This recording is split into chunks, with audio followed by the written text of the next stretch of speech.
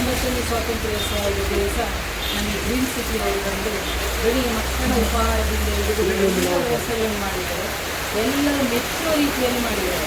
Green ಅಂದರೆ ಈ ರಾಷ್ಟ್ರದಲ್ಲಿ ಸಮೃದ್ಧಿಯ ಒಂದು ಸಂಕೇತ. ಹಾಗೆಯೇ ಅವರು ಹೆಸರಿಟ್ಟದ್ದು ಅವರು ಮಾಡೋ ಕೆಲಸಕ್ಕೂ ಸಮೃದ್ಧಿಯಿಂದ ಮಾಡ್ತಾ ಇದ್ದಾರೆ. ಯಾಕೆಂದರೆ ನಮ್ಮ ಶಾಲೆಯಲ್ಲಿ ನಾವು ಈಗ ನಾನೇ ಮಕ್ಕಳಿಗೆ ನಾನೇ ಹೋಗಿ ಜಾಲಿಯಲ್ಲ ಅಂದರೆ ಮೊನ್ನೆ ಶಾಲೆಗಳೆಲ್ಲ ಮಾಡಿದೆ. ಆದರೆ ಇವರು ಒಂದು ಸಲ ಬಂದವರು ಮತ್ತು ಇಲ್ಲಿ ಏನು ಮೂಲಭೂತ ಸೌಕರ್ಯ ಕಡಿಮೆ ಇದೆ ಅದನ್ನೆಲ್ಲ ನೋಡಿ ಈ ಸಲ ಅದು ಆಗಬೇಕಿತ್ತ ಇದು ಆಗಬೇಕಿತ್ತ ಎಲ್ಲವನ್ನು ನೋಡಿ ಮಾಡ್ತಾ ಇದ್ದಾರೆ. ಈ ಸಲ ಮಕ್ಕಳಿಗೆ ಬ್ಯಾಗನ್ನು ಕೊಡಬೇಕು.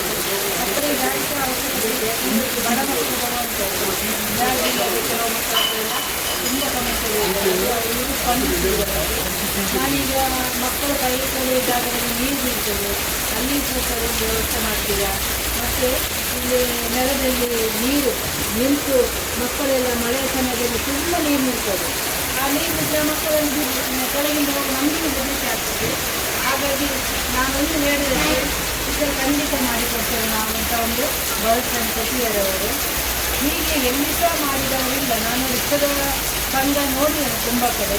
ನನಗೆ 5 ಶಾಲೆ ಆಯಿತು ನಮ್ಮ ಇದು.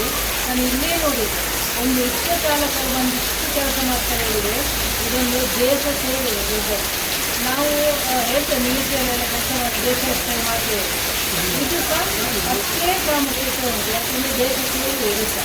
ನಾವೀಗ ಖರ್ಚು ಮಾಡಿದ್ದಿಲ್ಲ, ಅವರಾಗೆ ಬಂದು ನೋಡಿ ಮತ್ತು ನಾವು ಹೇಳಬೇಕೆಲ್ಲ ಸ್ಪಂದಿಸಿದ್ದಾರೆ. ಹಾಗಾಗಿ ಇಲ್ಲಿ ಬಂದಂಥ ಪೇರೆಂಟ್ಸ್ ಇರ್ಬೋದು, ಹಳೆ ವಿದ್ಯಾರ್ಥಿ ಸಂಘ ಇರ್ಬೋದು, ಮತ್ತು ಕೆಲವು ಲಯನ್ಸ್ ಕ್ಲಬ್ಬಿನವರೆಲ್ಲ ಬಂದಿದ್ದಾರೆ. ಎಲ್ಲರಿಗೂ ಆಶ್ಚರ್ಯ ರಿಕ್ಷಾ ಚಾಲಕರು ಎಷ್ಟು ಕೆಲಸ ಮಾಡಿದ್ದಾರೆ ಮಾಡ್ತೀವಿ. ಹಾಗಾಗಿ ದೇವರು ಏನು ಮಾಡಬೇಕಂದ್ರೆ ಅವರಿಗೆ ಆರೋಗ್ಯ ಆಯಸ್ಸು ಅವರ ಕುಟುಂಬವನ್ನು ಸಹ ಒಳ್ಳೆ ರೀತಿಯಲ್ಲಿ ದೇವರು ಕಳುಹಿಸಬೇಕು ಅವರಿಗೆ ಆರೋಗ್ಯವನ್ನು. ಇನ್ನು ಮುಂದೆ ಇವರು ಬೇರೆ ಬೇರೆ ಕೆಲಸ ಮಾಡಿದ ಅವರ ಮನಸ್ಸಲ್ಲಿ ಉಂಟು, ಅದನ್ನೆಲ್ಲ ಕರುಣಿಸಿ ದೇವರು ಅಂತ ನಾನು ಪ್ರಾರ್ಥಿಸುತ್ತಾ ನನ್ನ ಮಾತನಾಡಿ